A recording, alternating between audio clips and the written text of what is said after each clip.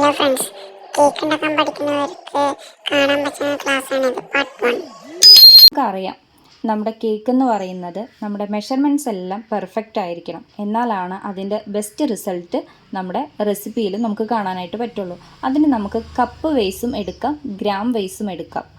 Okay, അപ്പം നമ്മൾ cup vice എങ്ങനെയാണ് എടുക്കുന്നത്, അല്ലെങ്കിൽ എങ്ങനെയാണ് കറക്റ്റ് മെഷർ ചെയ്ത് എടുക്കുന്നത് എന്നൊക്കെ നമ്മുടെ ഈ ഒരു ക്ലാസ്സിൽ ഞാൻ നിങ്ങൾക്ക് കാണിച്ചു തരുന്നുണ്ട് കേട്ടോ. അപ്പോൾ നമുക്ക് ഫസ്റ്റ് തന്നെ നമ്മുടെ മെഷറിംഗ് കപ്പിനെ പറ്റിയിട്ടൊക്കെ ഒന്ന് പരിചയപ്പെടാം. ഇതാണ് മെഷറിംഗ് കപ്പ് കേട്ടോ. ഇതിൽ ഏകദേശം 4 കപ്പ് നമുക്ക് കിട്ടും. 1 കപ്പ്, 1/4 കപ്പ്, 1/2 കപ്പ്, 1/4 കപ്പ്, ഇങ്ങനെ 4 കപ്പാണ് നമുക്ക് കപ്പുകളിൽ കിട്ടുന്നത്.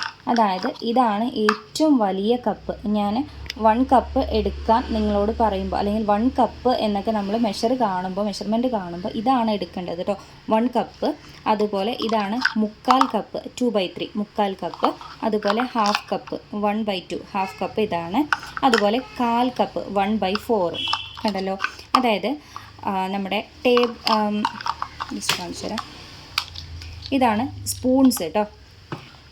ഇതാണ് സ്പൂൺസ്.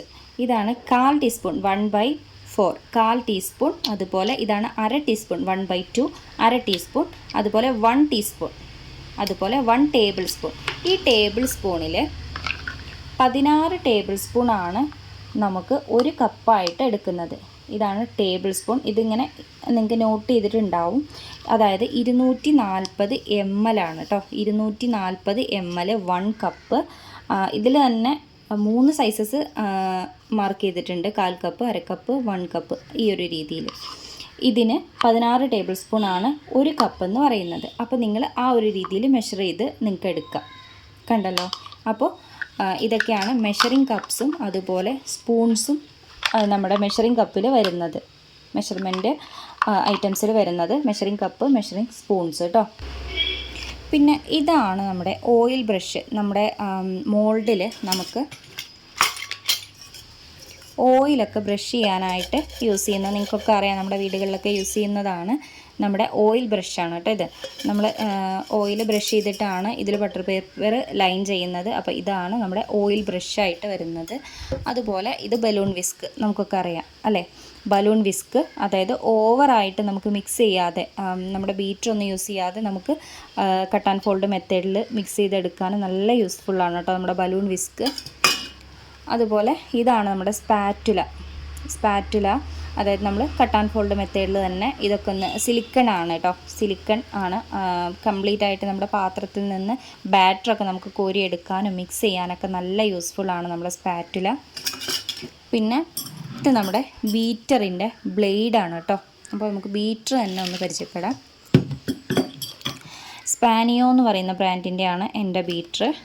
300 വാട്ട്സാണ് കേട്ടോ വരുന്നത്. 300 വാട്ട്സിൻ്റെ ബീറ്റർ പറ്റുമെങ്കിൽ നിങ്ങൾ 300 വാട്ട്സിൻ്റെ ഒക്കെ തന്നെ മേടിക്കുക.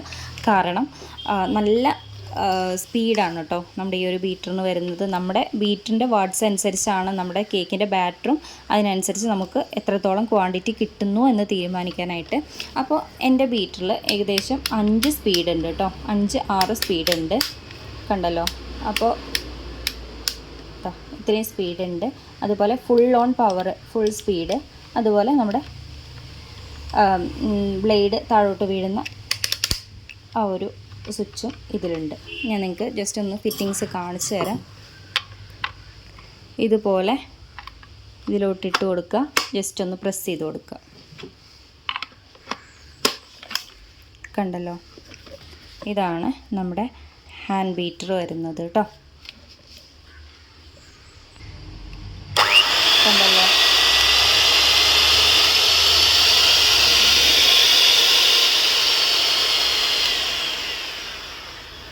ഇതാണ്. ചിലർക്ക് ഫുൾ ഓൺ പവർ ആ ഒരു ബട്ടൺ ഇതിലുണ്ടാവും. അപ്പോൾ അതായത് ഫുൾ സ്പീഡ് നമുക്ക് വർക്ക് ചെയ്യാൻ പറ്റുന്ന രീതിയിൽ കേട്ടോ. കണ്ടല്ലോ. നമുക്കൊന്ന് പൾസ് ചെയ്തെടുക്കാനൊക്കെ ഈ ഒരു ഓപ്ഷൻ നല്ലതാണ്. കണ്ടല്ലോ. അതുപോലെ ഇത് നമ്മുടെ ബ്ലേഡ് പുറത്തോട്ട് വരുന്ന, ഇതൊന്ന് പ്രസ് ചെയ്ത് കഴിഞ്ഞാൽ നമ്മുടെ ബ്ലേഡ് ഇങ്ങനെ ഈ ഒരു രീതിയിൽ പുറത്തോട്ട് വരും. അപ്പോൾ ഇതാണ് ബീറ്റർ. പറ്റുമെങ്കിൽ 300 വാട്ട്സിൻ്റെ തന്നെ നമ്മുടെ കയ്യിൽ സൂക്ഷിക്കുക. കാരണം നമുക്കത് ഒരുപാട് ലോങ് ലാസ്റ്റ് ആയിട്ട് നമുക്ക് നിൽക്കും. ലോക്കലായിട്ടുള്ള ബീറ്റേഴ്സ് ഒഴിവാക്കുക കേട്ടോ. അതുപോലെ ഇതാണ് നമ്മുടെ കേക്കിന് ഷാർപ്പ് എഡ്ജ്, അതായത് ഷാർപ്പ് എഡ്ജ് സൈഡൊക്കെ ഷാർപ്പ് എഡ്ജ് ചെയ്യാനായിട്ട് സ്ക്രേപ്പേഴ്സ്, പല ടൈപ്പ് സ്ക്രേപ്പേഴ്സ് ഉണ്ട്. അതുപോലെ ഇതുണ്ടല്ലോ, സൈഡ്സിലൊക്കെ ലൈൻസ് വരുന്നതൊക്കെ നിങ്ങൾ കണ്ടിട്ടുണ്ടാവുമല്ലോ. അപ്പോൾ ഇങ്ങനെയുള്ള സ്ക്രേപ്പേഴ്സ് ഉപയോഗിക്കുമ്പോഴാണ് സൈഡ്സിൽ ലൈൻസ് വരുന്നത് കേട്ടോ. അതുപോലെ നമ്മുടെ യൂസ്ഫുള്ളല്ലാത്ത നമ്മുടെ ഉപകാരം മീൻസ് ഡേറ്റ് ഒക്കെ കഴിഞ്ഞിട്ടുള്ള നമ്മുടെ ഇതുപോലുള്ള ATM കാർഡ്സൊക്കെ നമുക്ക് യൂസ്ഫുള്ളായിരിക്കും കേട്ടോ. നമ്മുടെ കേക്കിന് ഷാർപ്പ് എഡ്ജ് ചെയ്യാനായിട്ട് നല്ല യൂസ്ഫുള്ളാണ് ഇത്. അതുപോലെ ഇതാണ് സ്ക്രേപ്പർ കണ്ടല്ലോ, നമ്മുടെ കേക്കിന് ഷാർപ്പ് എഡ്ജ് ചെയ്യാൻ. അതായത് ഇതെല്ലാം ഒരേ പർപ്പസ് തന്നെയാണ് വരുന്നത്. കണ്ടല്ലോ, സ്ക്രേപ്പേഴ്സാണ്, ഡിഫറെൻറ്റ് സ്ക്രേപ്പേഴ്സ് കേട്ടോ. അതുപോലെ ഇതാണ് നമ്മുടെ കേക്കിൽ നമ്മളെ ക്രീമൊക്കെ ഉപയോഗിക്കുന്ന ക്രീമിന് ഒക്കെ നമ്മൾ എടുക്കുന്ന പൈപ്പിംഗ് ബാഗ് കേട്ടോ. ലൂസായിട്ട് മേടിക്കുകയാണ് ഏറ്റവും നല്ലത്.